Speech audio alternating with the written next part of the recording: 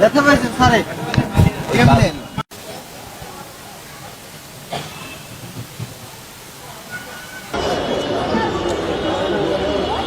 কেরানীগঞ্জে মাদ্রাসা ভবনে ভয়াবহ বিস্ফোরণের ঘটনা ঘটেছে।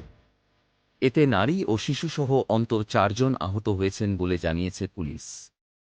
ঢাকার দক্ষিণ কেরানীগঞ্জের হাসনাবাদ এলাকায় শুক্রবার ২৬ ডিসেম্বর দুপুরে উম্মালকুরা ইন্টারন্যাশনাল মাদ্রাসা ভবনে হঠাৎ করেই বিস্ফোরণটি ঘটে।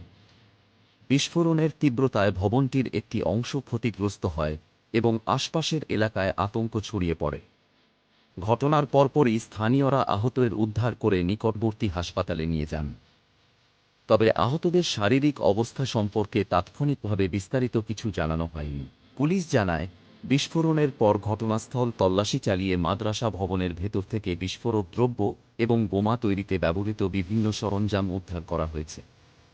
কী ধরনের বিস্ফোরক সেখানে মজুদ ছিল এবং কিভাবে বিস্ফোরণ ঘটেছে তা তদন্ত করে দেখা হচ্ছে। ঘটনার পর পুরো এলাকায় অতিরিক্ত পুলিশ মোতায়েন করা হয়েছে। বিষয়টি গুরুত্বের সঙ্গে খতিয়ে দেখছে আইন শৃঙ্খলা বাহিনী। নিরাপত্তার স্বার্থে স্থানীয়দের সতর্ক থাকার আহ্বান জানানো হয়েছে। ঘটনার সঙ্গে জড়িতের শনাক্ত এবং বিস্ফোরণের প্রকৃত কারণ উদ্ঘাটনে তদন্ত চলমান রয়েছে বলে জানিয়েছে পুলিশ। এরকম আরও আপডেট পেতে আমাদের চ্যানেলটি সাবস্ক্রাইব করুন।